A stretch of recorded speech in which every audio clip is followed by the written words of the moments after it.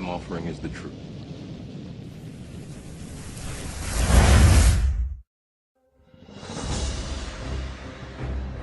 If you had to put a name to the conspiracy that's come down to us through the ages, that some call the Illuminati, some other people call it other things, but I think if you boil it down to its purest, simplest form, you would identify it essentially as Freemasonry.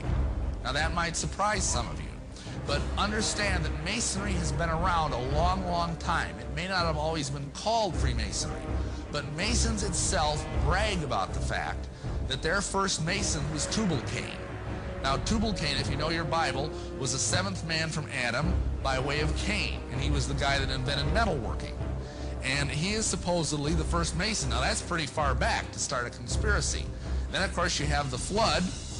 After the flood, the Masons say that the first Mason was Nimrod.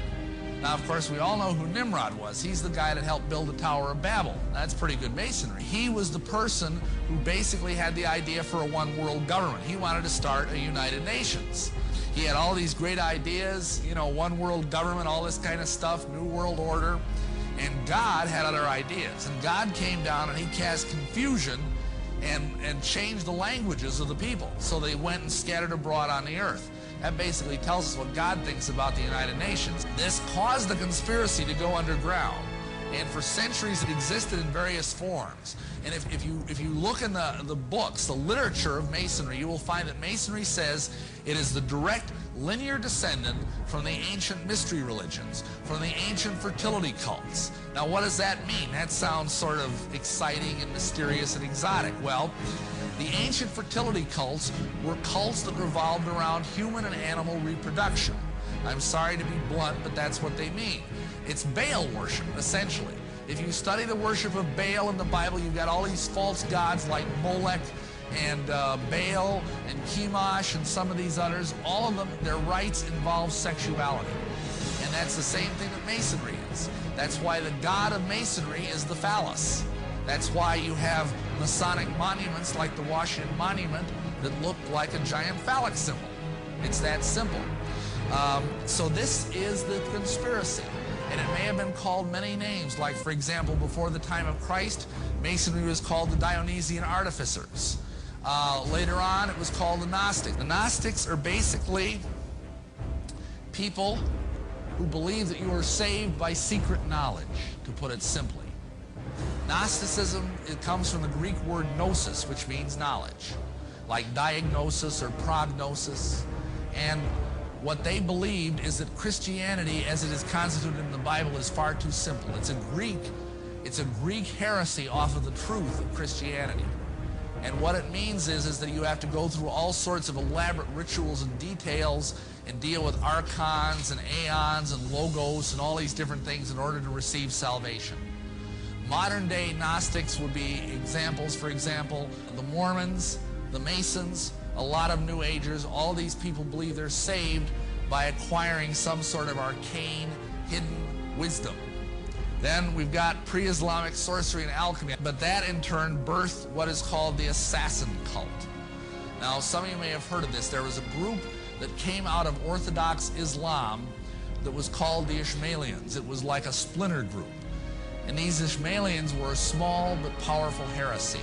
And one of their chief leaders was a sheikh by the name of Hassan-i-Sabah. And this guy led a group that was called the Hashishin. That's where we get our word assassin, is from the Arabic word Hashishin. Now why were they called Hashishin? Because the word means eaters of hashish. How this guy worked, he is kind of the father of the modern day conspiracy. He was the father of modern day espionage.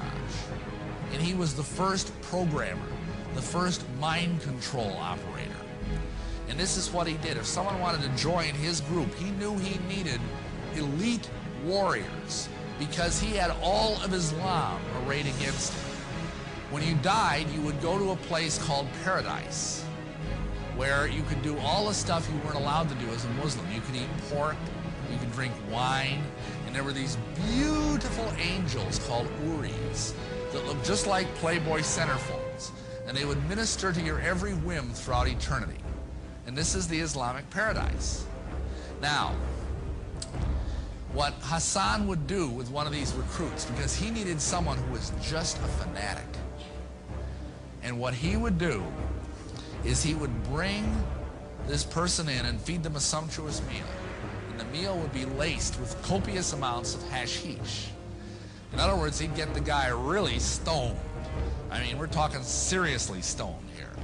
And then he would take him into a secret garden in the heart of his castle, and there would be beautiful women, all the pork he could eat, all the wine he could drink, and for 3 or 4 hours the guy would just really enjoy himself. And then he would bring him back when he started coming down off the trip. And he would sit him in the chair and he would say, I have taken you to paradise. I have that power.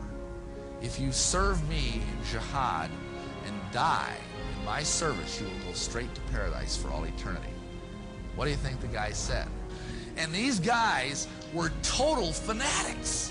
I mean, he was famous for doing things like he'd have 10 of them line up on a wall, he'd snap his fingers and they'd jump in unison 1,000 feet to their deaths, grinning all the way.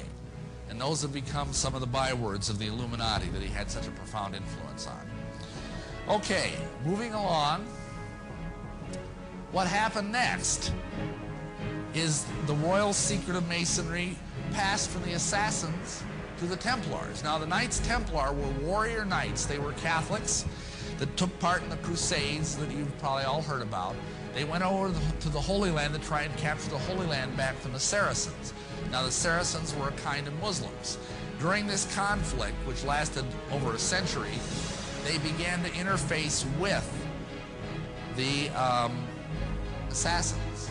They began to share each other's secret. And so when they lost the Crusades, the Templars went back to Europe, immensely wealthy, immensely powerful, and full of occult knowledge. Now, you got to understand something about the Templars. They got very wealthy because they basically provided protection for the pilgrims as they journeyed from Europe to visit the sacred places in the Holy Land. And they got very, very wealthy. Plus, there are legends that say that they found Solomon's treasure buried in the ruins of Solomon's temple in Jerusalem, and that they were fabulously wealthy. They got so powerful, and interestingly enough, they became the first international banksters. Everybody tries to blame the Jews for that one, but actually the first international banksters were in fact the Templars. And they got so powerful and so wealthy, they threatened the Vatican, which was not a wise thing to do. So the Pope got together with the King of France, and they conspired to bring down the Templars. In 1307, on October 13th, Friday, they sent out warrants and captured every Knight Templar that they could find, including the Grand Master, whose name was Jacques de Molay. The next thing is, about 100 years later, along came the Rosicrucians. They had the same secret. Some people say that they were just a resurfacing of the Knights Templar under a different name. After that, just 34 years later, we have Ignatius Loyola and the Jesuits. Now, Ignatius Loyola was a Spanish knight, and he got hit in the leg with a cannonball and had to go through a lengthy convalescence. During that time, he had some sort of conversion experience and decided, this sounds familiar, I know, he wanted to start an order of warrior monks, elite warriors that would protect the Pope and would serve the Catholic Church unwaveringly. He came up with a name for this order. He called it Los Illuminados. Now, if any of you speak Spanish, you know that name means the illuminated ones. However, the Pope didn't like that name, and so they changed the name to the Society of Jesus. This finally congealed formally into what is called the Mother Lodge in England in 1717. In London, at the Apple Tree Tavern, nice spiritual place, the first meeting formally of the Grand Lodge of England took place. And because most all modern Masonry comes from that place, this is called the Mother Lodge. The next thing that happened is that the Grand Orient came along about 60 years later. That's the most virulent anti-Christian form of Masonry that exists in the world today. Just a few years after that, on May 1st, which is a high satanic holiday, a gentleman by the name of Adam Weishaupt started a group called the Illuminati Ordnen, or the Order of the Illuminati. This is really the modern origin of the conspiracy.